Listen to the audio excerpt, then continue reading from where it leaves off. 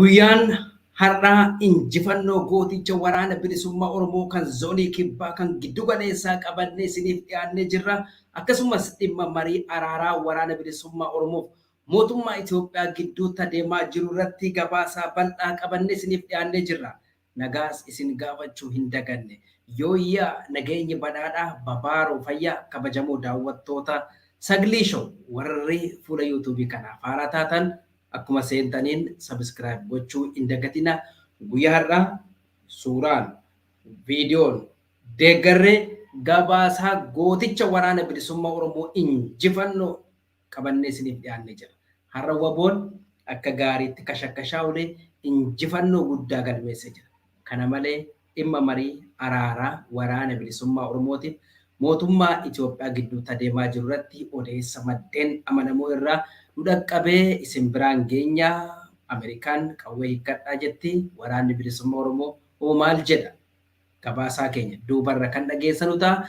Egaan kabajamoo daawwattoota Sagalee Show, kun miidiyaa keessan, sagalee keessanii miidiyaa hawaasummaa fayyadamtan kanneen akka feesbuukii irratti waliif qooduu hin dagatinaa isiniin jenna. Hanga daawwattoonni keenya bal'inaan seenanitti muuziqaa gabaabduun isin affeera.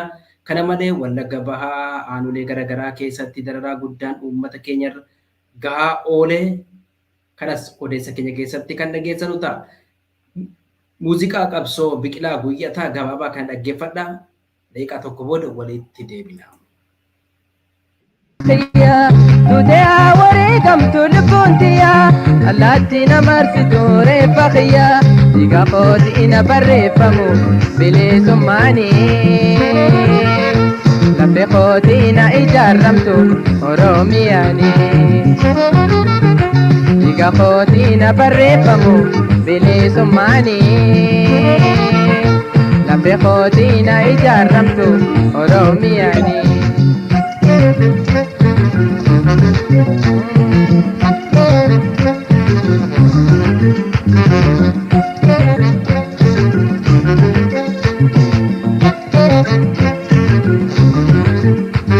Maaluma sabni Oromoo walii galee fincilee lolee maal qaba diinaa samoo gaafa tokko saba saambulee. Maaluma sabni Oromoo walii galee fincilee lolee maal qaba diinaa samoo gaafa tokko nama saambulee.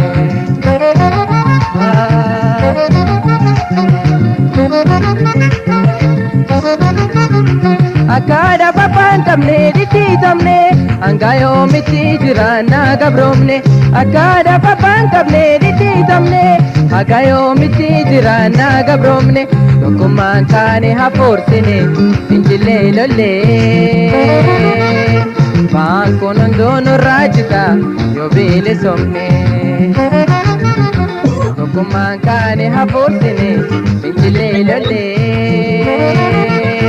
baankuun hunduun raahaba yoo bilisomne.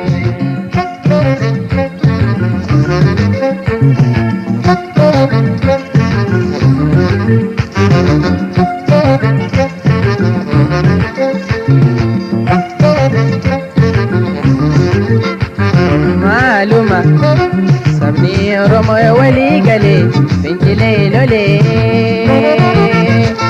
maal qaba diinaa samoo gaafa tokko saba saambulee. Maaluma sabni Oromoo walii galee fincilee lolee maal qaba diinaa samoo gaafa tokko nama saambulee.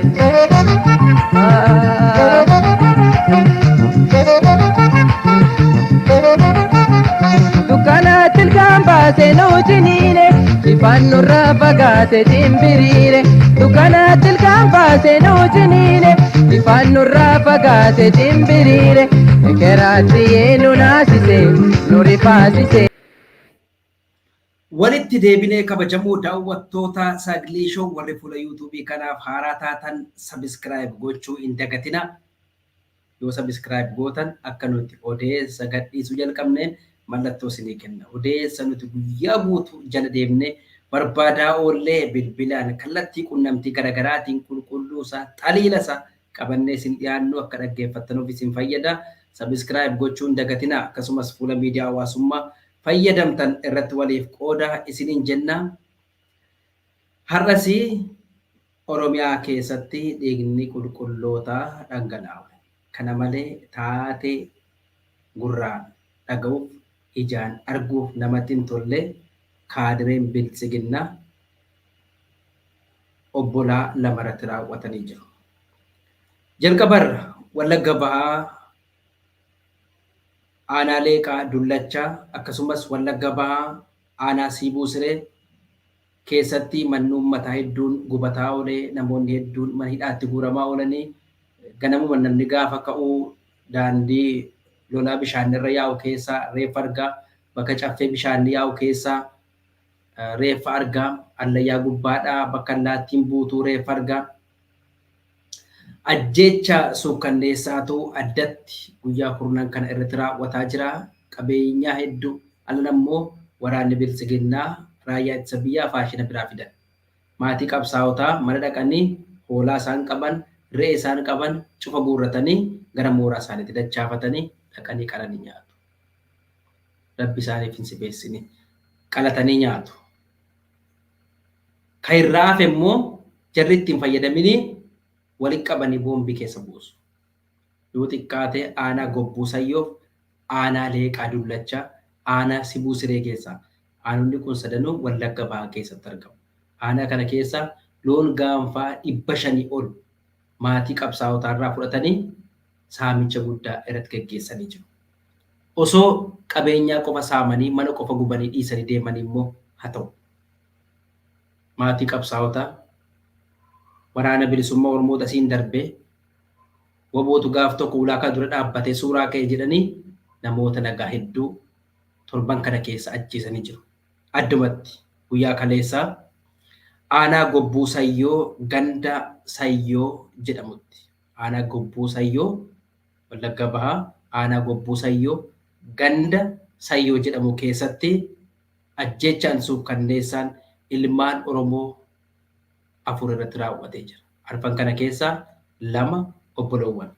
Namoonni rasaasaa waraana mootummaatiin ajjeefaman Dinquu Beenyaa, Jiituu Darajjee, Tamasgeen Darajjee.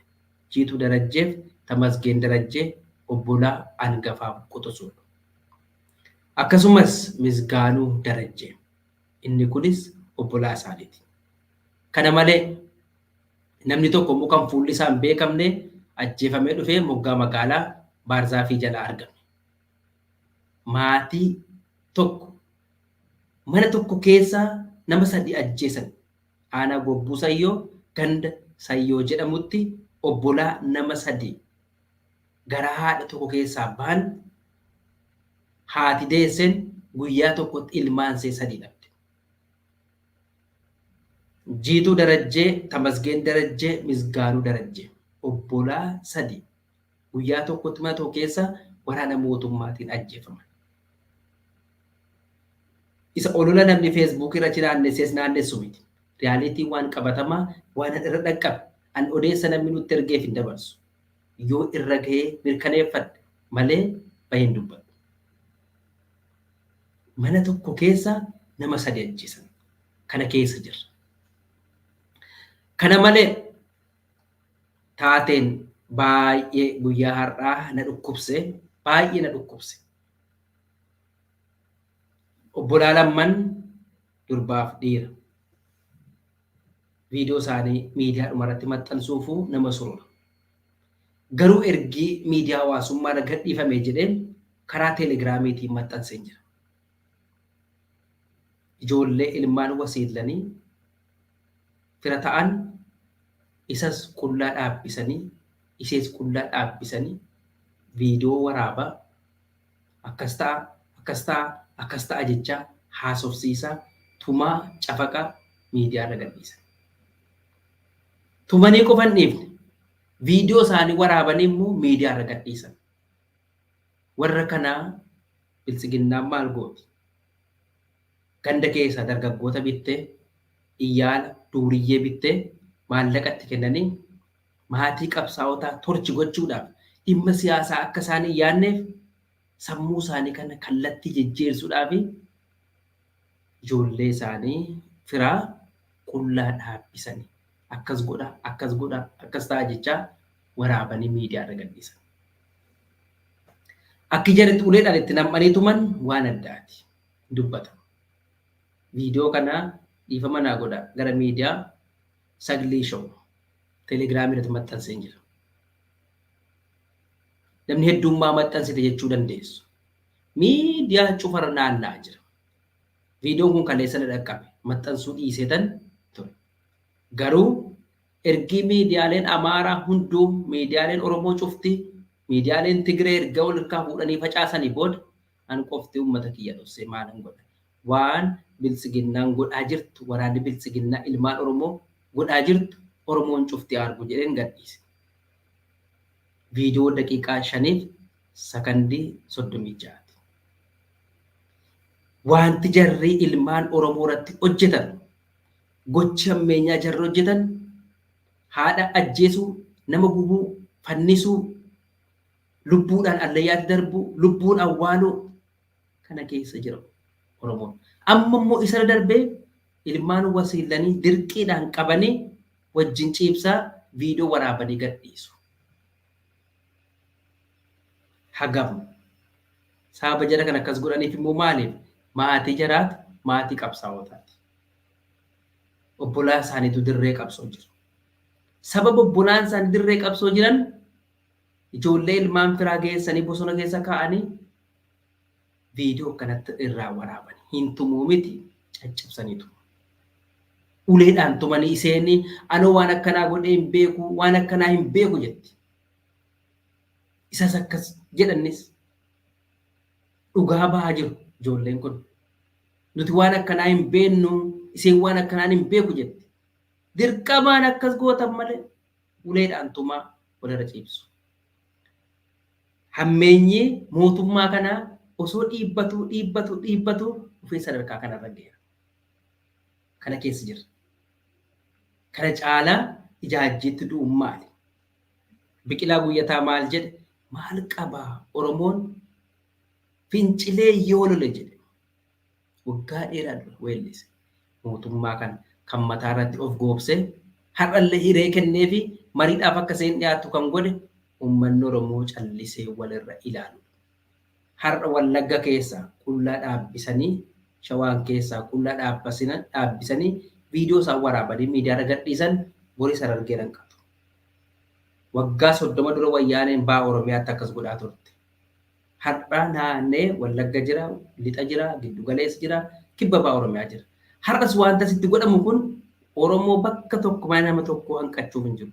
Hanga Abiy Ahmad aangoora jirutti, Biltsiginnaan aangoora jirtutti, Gurni Shimallis aangoora jiranutti salphinni yoo mullee duraan dhaabbatu. Wantoota hedduu odeeffannoo nu dhaqqabu hunda dubbataa hin jiru. Garuu waan viidiyoon gabba'ee uummata dhaqqabe immoo egaa uummanni keenya waan ta'aa jiru argu. Yoo kun si onnachiisee kaa'ee si lolchisiifne har'a ka'ee mootummaa gara akka finciltu sin goone maaltu si haa godhu?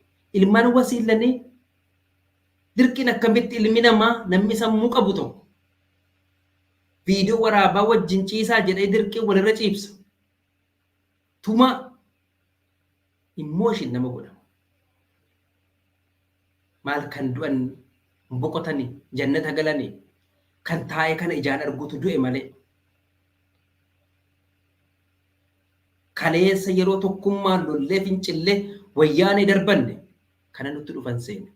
Garuu yeroo sana daddaaqinsi ture inni kan viidiyoo jalatti galuudhaaf eegee jala raasee dhaqee Oromoo kana harka Biltsiginnaatti kuffisee salphinni dachaa caalu nutti dhufe. Gaafa badiin eessatti dhufe gaafa Wallaggatti nama addabaabaayii gubbaatti ajjeesan Naqamteetti ajjeesan jalluutti nama fannisanii ibidda jalatti bobeessan Boosatitti abbootii gadaa fixan haadha Oromoo ajjeesan Gujiitti nama ciibsanii aableen qalan Horroo Guduruu Wallaggaatti lafa isaanii irratti irraa buqqisanii manaaf nama walitti guban, loon guban yeroo sana callisuun usuun balaa har'aa kanaaf nu saaxile.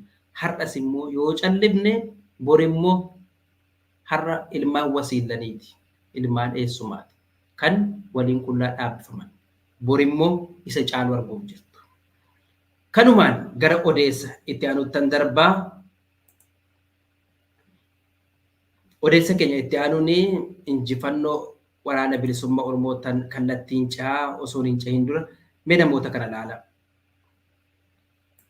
Isaan kun Jaalfisaa Biraasaa jedhamu yookaan Jaalfalmataa. Waggaa 22 guutuu mana hidhaa dabarsan. Wayyaaniin waggaa 22 guutuu hiitee deebi'anii ergii bahanii booda ajjeesuuf kaanaan umurii kanaan har'a biyya namaa keessa jiraatu, Kaayiroo keessa jiraatu. Umurii isaanii bar hojjechuu danda'an waraana bilisummaa Oromooti bosonatti fixan. Gaafa achi qabaman immoo mana hidhaa galan waggaa 22 guutuu hidhamanii gaafa bahan ammoo humna isa kamiin hojjetu. Gaafa isaan galan ijoolleen isaanii gurguddattee dhumte, isheen kaan mana namaatti guddatte, isheen kaan ollaa guddatanii warra kaan fira guddifate faca'e maatiin guutuun. Isaan kun Wallaggatti dhalatan.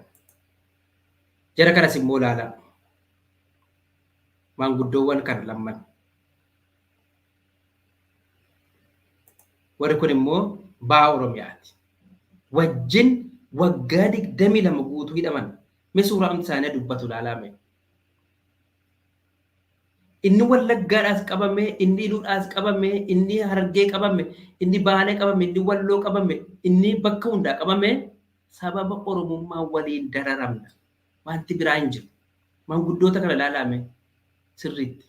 Umurii isaanii isa kamiin hojjetu. Waggaa 22 alam baqqaanyitti hidhaman. Waggaa 2 mana hidhaa dukkanaa boolla keessatti hidhaman. Waggaa 24 guutuu. Jaalfisaanis waggaa 22 alam baqqaanyeef qaallittiidhaaf zuwaayitti hidhaman. Qilinxootti hidhaman. Waggaa 2 boolla keessatti hidhaman.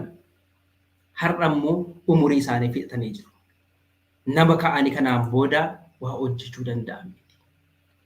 Waggaa 22 ammoo waggaa 24tti hidhamu jechuun hagam qaamni namaa torchi ta'ee du'ee akka inni bahu ilaalame yaada. Sayyuu hidhaan gosa qaba.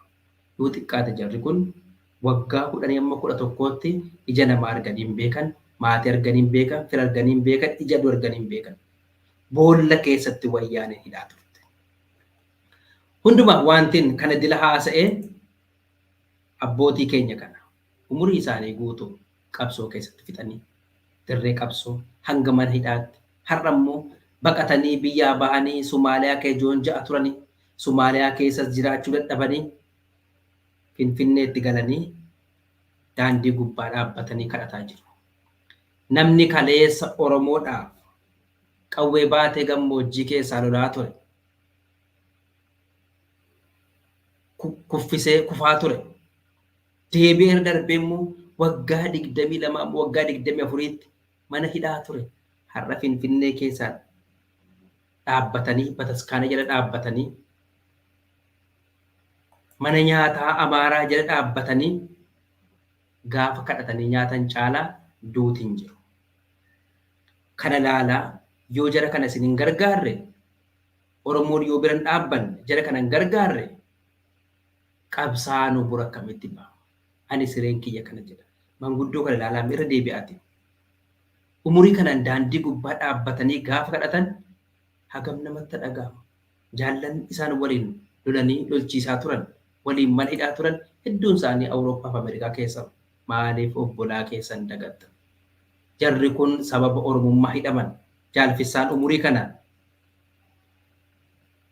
Kaayiroon keessatti rakkataa jiru biyyaa bahanii. Jara kana hunda bira dhaabbadhaa Oromoon. Jaalfisaa biras dhaabbadhaa. Abbootii keenya kana biras dhaabbadhaa.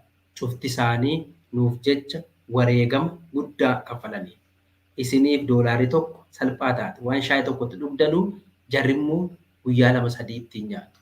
Waan ganama tokko faxara nyaatanu irra hanqisaati. Jara kana bira dhaabbadhaa gargaara. Gaafa du'an qofa walii faarsuun walii bo'uun faayidaa hin qabu. Kaleessa wajjii hidhamee waliin dirree ture, kaleessa waliin dabarsinee nyaanne akkanatti waliin rakkanneen faayidaa hin qabu. Har'a osoo jarri lubbuun jiranii dhaabadhaa gargaara. Hundumarra immoo namni waggaa 22 hanga waggaa 24tti hidhame gaafa inni karaa Oromoof jedhee hidhame karaarra dhaabbatee gaafa inni Amaara kadhatu kana caalaa duutii Oromoof hin jiru. Bira dhaabbadhaa gargaara. Waggaa 22 waggaa 24 miti anuun kun iseen waggaa 3-4 hidhame maayikalaawwitti ba'e anjaalfisaa baachitti hin beekan. Jaarrolee kana mana hidhaatti hin beekan ture achitti ijaan arge hiree ergadhe. Iseen waggaa 3-4 hidhame iyyuu waan hin ta'etu beeka warra waggaa 24 hidhame miti. Kanaaf bira dhaabbadhaati bulaa keenya kana gargaara. Humna hin qaban isichi muka falaxanii dhakaa falaxanii jiraachuu hin danda'an. Yoo namni isaan hin gargaarre eenyutu bira dhaabbata? Dhaabbileen Oromoo biyya alaa jirtan akka wal beektaniin harka wal irra hin qabinaa rakkataa akkasii gargaara. Gara odeessa itti aanuuttan darba injifannoo gooticha waraana bilisummaa Oromoo furdaa gagabbataa san harkaasinii qaba. Dhimma marii araaraas harkaasinii qabna. Meegaa muuziqaa gabaabduu kana booda.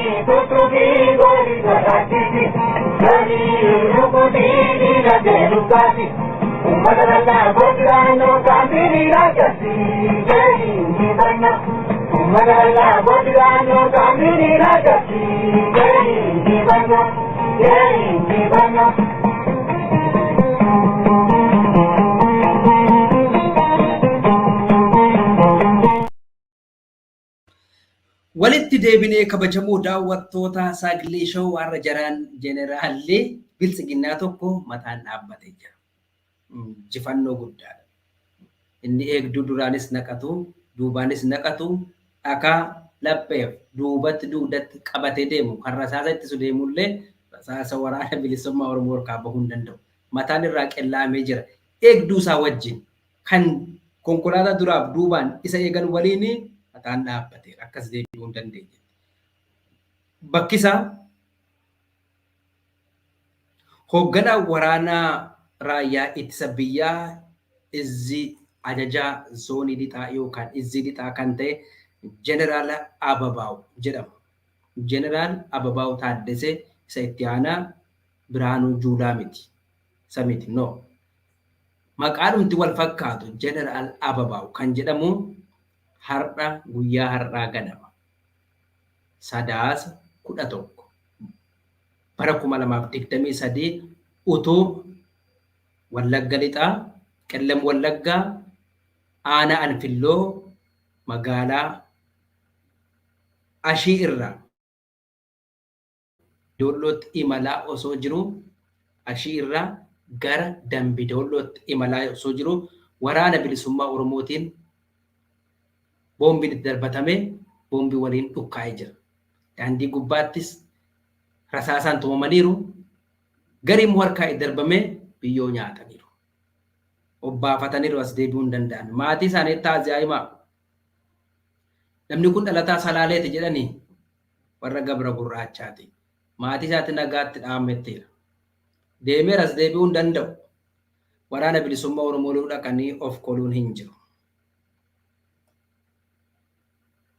Hanga ammaatti eegdonni isaa guutummaatti dhumanii jiru. Innis reeffaaf madoollee kaafachuu hin dandeenye. Konkolaataa waliin turan cufti waliin dhukkaa'ee jira. Gama biraatiin ammoo waraanni bilisummaa Oromoo Shaggar Lixaa keessattis akka gaariitti har'a adabaa olee injifannoo guddaa galmeessee jira.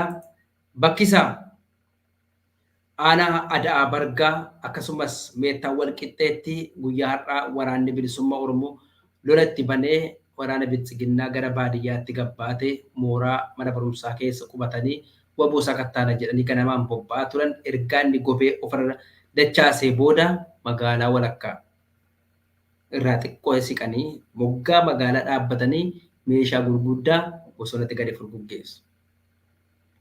Bari kan meeshaa jarri furguggeessan kun namarra bu'u, mukarra bu'u, bishaanirra bu'u, sa'arra bu'u, waboorra bu'u, mana uummataarra bu'u, waan tokko irraa hin beekan ijuma dunuunfatanii akka nama buna keessatti eeboo darbatee bosonuu bara osoo hin argin sokosseedhaan nama eeboo darbatee buna keessatti bosonuu waraana jedhee darbatutti akkaatti waa tokko malee meeshaa gurguddaa furguggeessanii mana uummataarra miidhaa dhaqqabsaa turan. Bakki isaa Shaggar Lixaa Aanaa Ada'aa Bargaaf Meettaa Walqixxeetti guyyaa har'aa waraanni Biltsiginnaa ganama irraa eegalee maqaa sakatta'iinsa waraana bilisummaa Oromoo jedhuun meeshaalee gurguddaa kanneen akka Zoo 23 Moortaraa fi BM naannoo magaalaa qabadhaa warra achi jirtan bakka koomentii jedhan nu mirkaneessaa kallattiidhaan hin haasa'aa jira. Naannoo magaalaa garaagaraa keessatti fakkeenyaaf magaalaa akka Minaaree, Eelaa, Mogorii fi Karkarreessaa bakka jedhamu bakka kana santarirra dhaabanii meeshaa gurguddaa furguggeessaa turan. Waanuma fedhe irra bu'u, paappayyaa irra bu'ee, mukarra bu'ee, namarra bu'ee dhimma isaanii miti. Jarri akkuma waraanni bilisummaa Oromoo cabsee ittiin seene harka sodaattu beektu abileedhaan gaafa namu waraantu sodaattuun ija si waraanee gurra si waraanee maal ittiin qabdu seen si bira darbee muka waraanee harkuma sodaatiin cuk nama gootee beektu. Haaluma kana waraanni Biltsiginnaa waboo leelee baadiyyaa keessaa yaase magaalaa buggaa dhaabbatanii asii gadi rasaasa dhukaasu. Si'a tokko waan yaadan. Abbaa koo wajjiniin galgala horii barbaacha deemna. Deeqaa tokko na obsa sittan hima. Kana wajjin walitti fakkaate abbaa koo wajjin osoo galgala horii barbaacha deemnu tiriika kana baatirii abbaan koo qabatee adeemaa namichi takka abbaan ooruu sanaa keessa dhaabbatee jira. Xiqqoodhuma see abbaan koo osoo kana horii barbaadu gaafa tiriika kana ijarra dabarsu namichi kun nan du'a jedhe akkamuma tirii kanatti bobeessita aannan du'a malee uma sin ajjeesa malee maaloo dhiisa dara hin kadhanne hin dide. Booda namnis kadhate ollaan kadhate biyyi kadhate hin dide. Isaan booda abbaan koo tiriika fuudhee bal ijatti godhee egaa kunoo sitti bobeessee waan barbaadde godhe malee. Akkasi biyya waliin guddanne keessatti tuffattee akkasnaan jettee bor walitti deebina rakkoon qabu jedhee dhiisee deeme. Isa namni dhibbi qabee araarsuudhaaf dhiisaa jedhee kadhataa oole dide gaafa abbaan koo baatirii bal ijatti godhe jedhe kaamma waan barbaadde naanne obsa fixate isaan booda dhiis bor walitti deebina jedhee gale. Lugna jechaadha namichi. Fakkeenyi isinii kaasiif maaliif waraanni Biltsiginnaa waboo onnee ittiin dura dhaabbattee loltuun qabdu. Baadiyyaatti gabbuutee gobamtee waxalamtee deebinaan magaalaa moggaa dhaabbatanii santariirra dhaabbatanii meeshaa dhukaasu. Bakki isaan irra dhaabbatanii meeshaa dhukaasaa turan magaalaa Minaaree, Eelaa Mogoreef, Karkarreessaa bakka jedhamu irra dhaabbatanii meeshaa furguggeessaa turan. Kanumaan odeessa itti aanutti yeroon darbuu Wallagga Lixaa Aanaa Boojii Coqorsaa ganda Siibuu Eebichaa bakka addaa Tabbateelee jedhamutti kashakashaa oole. Walaa du'aansee madaansee dirree gubbaa goote. Waraanni bilisummaa Oromoo tarkaanfii gurguddaa irratti fudhachuun injifannoo guddaa galmeessee jira. Haaluma kanaan irra isinii deebi'a. Sirricha akasaa warachirraa nu hordofaa jirtan nu mirkaneessa. Wallagga Lixaa Aanaa Boojii Coqorsaa ganda Siibuu Eebichaa bakka addaa Tabbateelee jedhamutti. Waraanni bilisummaa Oromoo tarkaanfii fudhateen waraana Biltsiginnaa raayyaa ittisa biyyaa 29 akka senas deebi'uu hin dandeenyetti addunyaa kanarraa gaafa godaansisuu tarkaanfii irratti fudhateen biyyootti gaafa makuu 14 ammoo madeessee jira.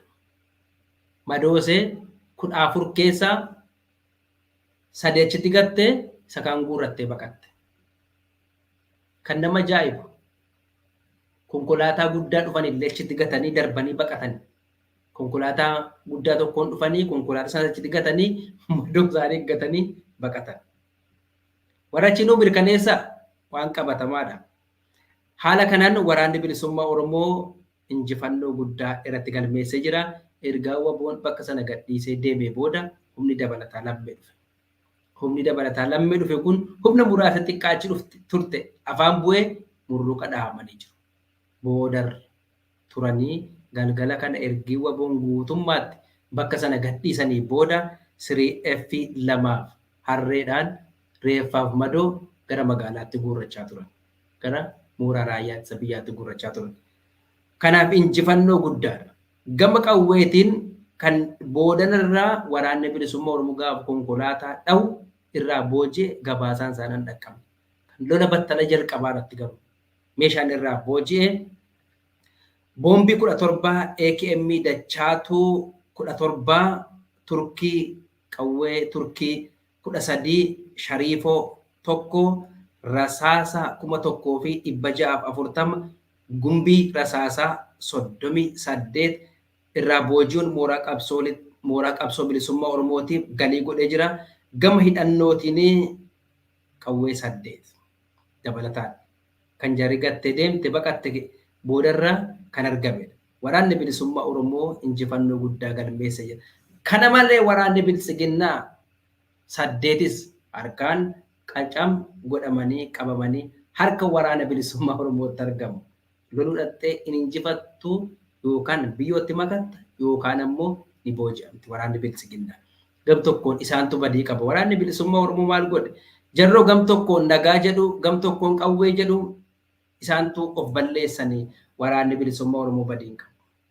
Gam tokkoon afaan nagaatiin haasofne nagaa buufna jecha gama biraatiin ammoo qawwee hidhannee WBO balleessina jedhu. Kun hunduu hin danda'amu. Waraana bilisummaa Oromoo kara nagaan tarii injifachuu dandeessu. Harka kennattanii. Kanaan garuu lollee mo'annaan waan jiru ni yaadina. Mee muuziqaa kana dhaggeeffadhaa. Sakandii 30 booda walitti deebina. Waantete WBO'n matamee dhiiroo. Na eegi na kufaa jedhee. Bilisummaa jedhee. Yookicha baabiyyaa matamee dhiiroo. Inni cabse lolee matamee dhiiroo. Diina barbaadeessee matamee dhiiroo. Wajjaa mirgaan galee matamee dhiiroo. Yoona malee maalii matamee dhiiroo. Garbuu facaasuunii matamee dhiiroo. Yoona malee maalii matamee dhiiroo. Diina gomsaasuunii matamee dhiiroo. Ee matamee dhiiroo. O matamee dhiiroo. Ee matamee dhiiroo. Maal jedhe goonoo. Maal jedhe WBO'n matamee dhiiroo. Na eegi na kufaa jedhee. Bilisummaa jedhee.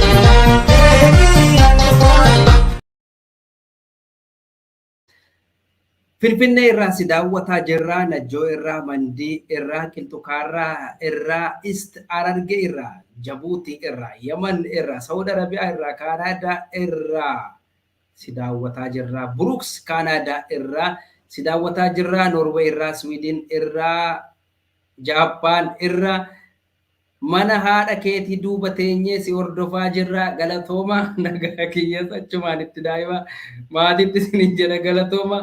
Ist Harargee irraa ammas dabalataanii Awwadaa irraa si daawwataa jirraa, Amboo lafa seenaa irraa dhugaatti lafa seenaati Amboonii achi si daawwataa jirra, Mattuu irraa si daawwataa jirraa, Shaashamannee irraa, Shaallaa irraa, Tulubooloo irraa, Adaamaa irraa si daawwataa jira jettanii galatooma ulfaadhaa isin jechaa, Joordaan irraas maalu dagatte isin daganne galatoomaa isin jenna. Gara odeessa keenya itti aanuttan darba. Oromoo ilmaan abbaa tokko gargar babaasee. Ekeraatti yeenu naasisee nu rifaasisee.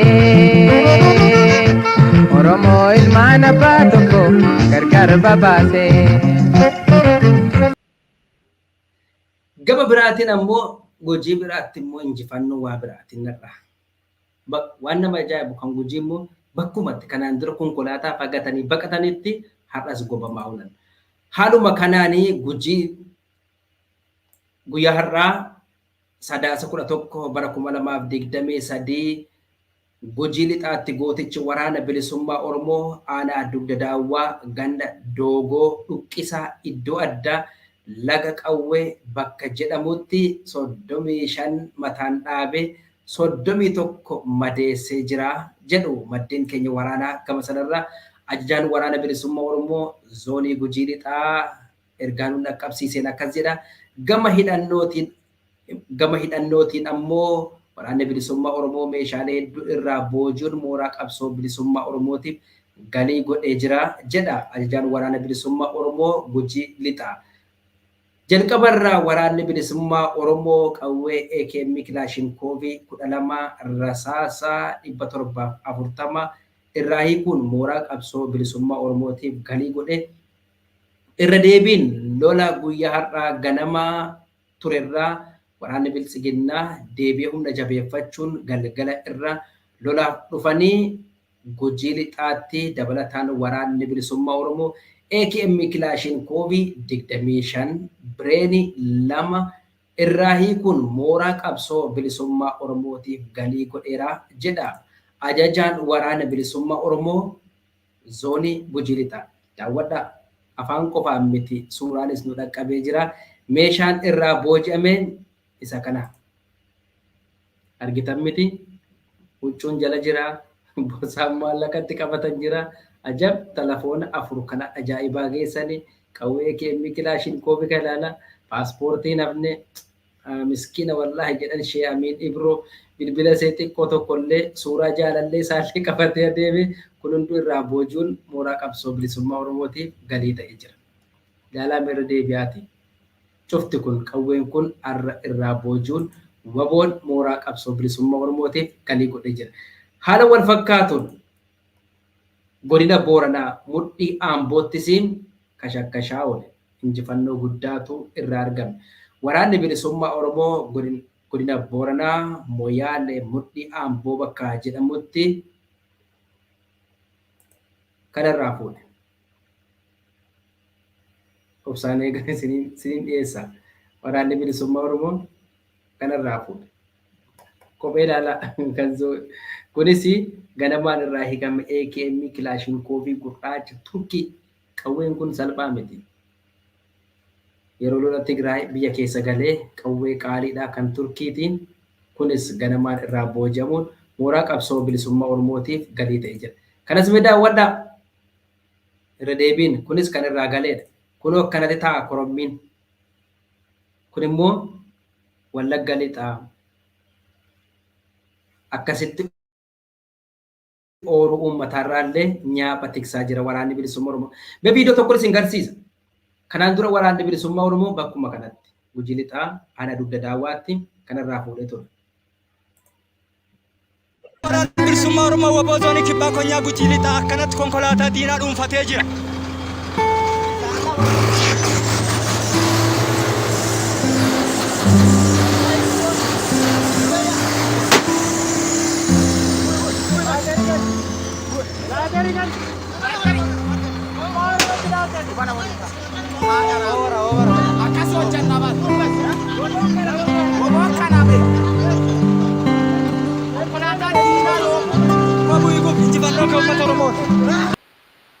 Injifannoon kan uummata Oromooti.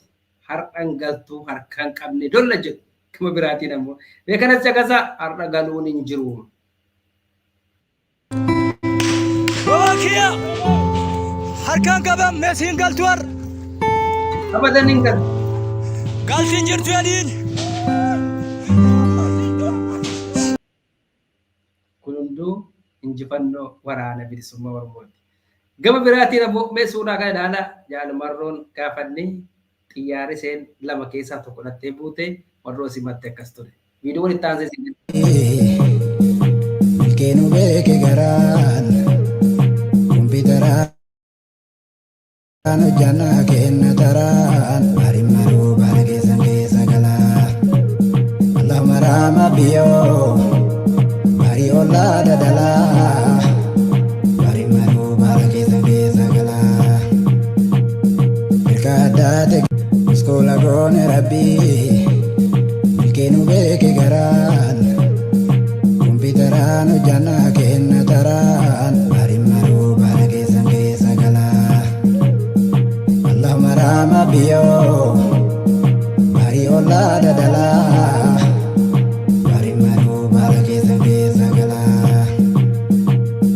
berkada sekolah gone rabbi bilkenu beke garan kumpitaran jana kenna taran. Egaa kana ture gama kallattiin injifannoo waraana bilisummaa Oromootti deebina. Waraanni bilisummaa Oromoo achuma Gujii Lixaa aanaa dugda daawwaatti dabalataan amma ergiin istiidiyoo seenee gabaasaa nu dhaqqabeenii waraana bilisiginnaa daandiirra deemaa turanii bakka addaa Dhuqqisaa jedhamutti tarkaanfii fudhateenii yoo xiqqaatee 47 addunyaa kanarraa gaafa godaansisu 74 ammoo du'aaf madoon akka caalan madoo salphaaf madoo hamaadhaan adabuu ajajaan waraana bilisummaa Oromoo zoonii Gujii Lixaa dabalataan amma ergiin istiidiyoo seenee gabaasaa nu dhaqqabsiisee jira. Kanumaan gabaasaa gabaabaa tokko ofa isinitti himen dhimma marii araara waraana bilisummaa Oromootiin mootummaa Itoophiyaa gidduutti adeemaa jiru isinitti hima. Suuraa har'aa mootiin bilisiginnaa salphate ilaalaa. Akka kajeeltuu ijaan mirga saree kajeeltuu hoteela jala teessu akkas ta'e ilaalame.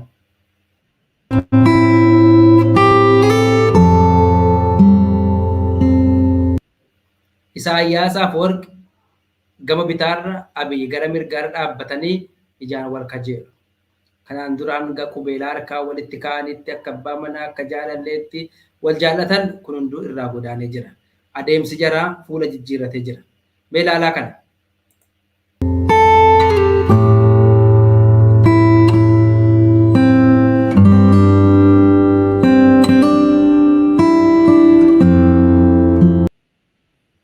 Abiy Ahmad bifa kanaan akka kajeeltuutti dhaabbatee Saudi Arabiyaa keessatti walgahii kan Afrikaan Arabii jedhee geggeeffamaa jiru irratti akkanatti Abiy Ahmad fagoo dhaabbatee Isaayyaas kajeela fuullee dhaabbate. Kun immoo miseensota waraana bilisummaa Oromoo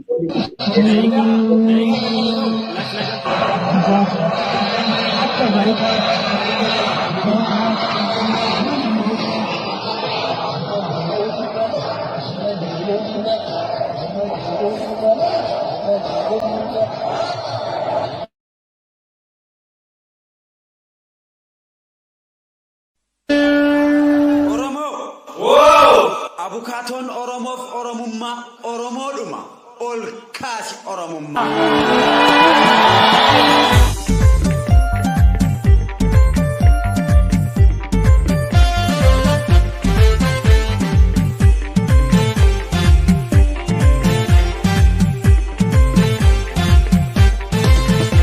Nuti dhiigni keenya Oromoodha, biyyi keenya Oromiyaadha, loltuun keenya Soboodha, hin beeknu waan biraa. Nuti dhiigni keenya Oromoodha, biyyi keenya Oromiyaadha, loltuun keenya Soboodha, hin beeknu waan biraa. Nuti hin beeknu waan biraa. Nuti. Abiy Ahmad marii araaraa waraana bilisiginnaatiif WBO gidduutti adeemaa ture irratti mootummaan Ameerikaa gama lachuurraa jalqaba irratti dhukaasi akka dhaabbatu gaafattee jirti. Kan isinitti himu kun isa oduu bakka keessaa deemutu hin ta'in maddeen amanamoo irraa keessoon kan naaf ergamedha. Ameerikaan dhiibbaansee inni jalqabaa qawwee dhukaasuu dhaabaati mariif gattaa jedha. Warra Abiy Ahmad kana mormine. Warri Igaadis dhiibbaan isaanii inni guddaan Ameerikaa caalaa Igaad gaaffii inni dhiyeessaa ture. Dhukaasi jalqaba haa dhaabbatu. Erga dhukaasi dhaabbatee booda gara mariitti aseenamu kan jedhu guyyaa dheengaddaa jalqabanii kanarra turan. Waraanni bilisummaa Oromoo ammoo yoo gaaffiin uummataa deebi'e, gaaffiin waraana bilisummaa Oromoo deebi'e dhukaasi dhaabbata. Ofiinuu ni dhaabbata yoo gaaffiin uummataa deebi'e. Hanga gaaffiin uummataa hin deebinetti waliigaltee tokkorra hin geenyetti ammoo dhukaasis hin dhaabbatu. Nutis waliigaluu hin dandeenyu kan jedhu waboon yaada cichaa ta'e qabate jira. Mootummaan Ameerikaa IGAD waraanni bilisummaa Oromoo dhukaasa dhaabee gara mariitti akka inni dhufu jalqaba dhiibbaa kana godhan. Warri ba'u jaalmarroo dabalate dhukaasa gonkuma hin dhaabnu gaafa waliigallee mallatteessine yaada xumuraa tokkorra geenye dhukaasa dhaabna. Kana malee nuti dhukaasa hin dhaabnu kan jedhuun ejjennoo goggogaa ta'e dhaabbataa ta'e fudhatanii jiru. Sababiin isaas Abiy Ahmad yeroo bitachuu barbaada. Qilleensa bitata. Waraana bilisummaa Oromootiin asiin kana nagaa haasofnaa dhukaasa dhaabaa jecha gidduu akkuma Tigraayin godhe san yeroo warri wayyaa dhuftee xaarmaa barrii geesse sana dhukaasa dhaabuu irratti gaggabe. Jibuutitti mariin jalqaba taa'amaa ture keessoodhaan. Dhukaasuma dhaabuudhaaf gaggabe keessoodhaan waliin haasaanii xiqqoo gattaan. Isaan booda humna fudhatee ergaa tasgabbaa'ee booda humna itti leenjifatee teessuma isaa kanas egaa xiqqoo qajeelfatee booda humna guutuudhaan gara lolaatti deebi'e. Waraana bilisummaa Oromoo irratti illee in targeet namichi kun araaraaf qophii miti. Ammallee yeroo bitachuu barbaada. Hooggantoonni keenyas warra akka salphaatti isaaf nyaataman miti. Warra isa caalaa isa beekanidha. Hagan of beeku caalaa isa beeku. Saayinsii siyaasaa nyaatanii gataniiru. Jarri kun dhukaasii kan dhaabbatu yoo waliigaltee geenye malee gonkumaa hin dhaabnu. Hanga bilisummaatti dhukaasi hin dhaabbatu. Gaafa waliigalle immoo dhukaasa ofiinuu ni dhaabna. Gaaffii keessan malee dhaabna. Garuu jalqaba nuti wal ta'uu qabna kan jedhu. Abiy Ahmad immoo hangama kootiinii dhukaasa nan dhaabaa gargaarsi namoomaas akka sirriitti uummataaf dhaqqabuuf addatti Wallagga Lixaa keessatti uummanni dhukkubaan kana sababa kana faa kaasan. Dhukkubaan waan dhumaa jiruuf uummanni beelaan waan dhumaa jiruuf uummata kan dhaqqabuudhaaf dhukaasi dhaabbachuu qaba kan jedhu yaada kaasan. Gama waraana bilisummaa Oromootiin ammoo dhaabbileen idil addunyaas dhaabbileen biyya keessaas alaas uummata kan inni gargaaruuf nuti bira dhaabbannee tumsina malee gama keenyaan dhiibbaa tokko hin goonu. Daandiin bakka nuti jirrutti uummata tajaajila dhugaa argataa gargaarsa gaarii argataa nuti illee eeggannoo isinii goona. Kanaaf yeroo bitachuudhaaf dhukaasa dhaabaa wanti jedhamu nu biratti hin hojjetu jedhee jira waraanni bilisummaa Oromoo. Warqinee Gabayyoo namni kun yeroo Eertiriyaatti mariin geggeeffame Lammaa Magarsaa wajjin dhaqee kan Jaalli Daawud Ibsaa fa'aa wajjin haasa'isa. Ergaa biyya galee booda ganee faallaa jala dhaabbate. Ammas immoo kal'oon hoolaa uffattee jeedalloon marii kanarra teessee jirti. Warqinee Gabayyoo waan Oromoo araarsuun qaba. Deebi'ee immoo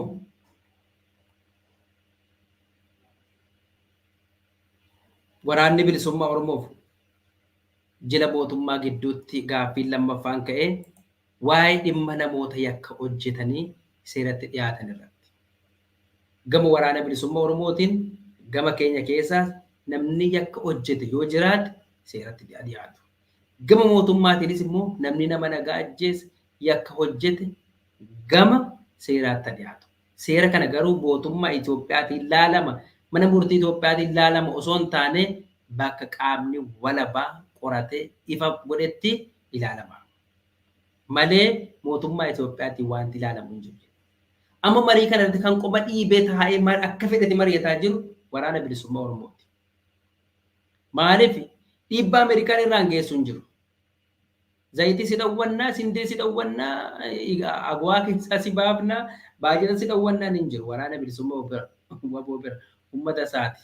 Ta'uun waraana bilisummaa Oromoo sindeen isaas, zayitiin isaas, gabaan agwaa isaas uummatuma taate dahannaansa. Mootummaan Itoophiyaa waanuma waboon gaafate hunda tole jedhee yeroo dheereffachuu barbaada. Garuu walumaa galatti mariin araaraa kun wal hubannoo gaariin adeemaa jiru. Mormii guddaa kaasaa jira. mootummaan garaa qulqulluudhaan marii kanaaf gad hin ta'e.